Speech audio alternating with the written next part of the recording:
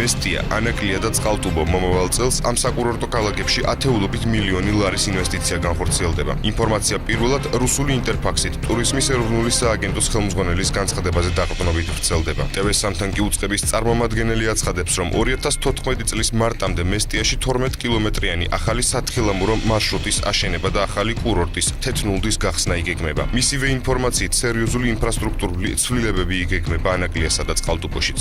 საქართველოში ტურისტული ინფრასტრუქტურა ვითარდება არა მარტო იმერეთის რეგიონში და სამეგრელოს რეგიონში, არამედ მთელი საქართველოს მასშტაბით.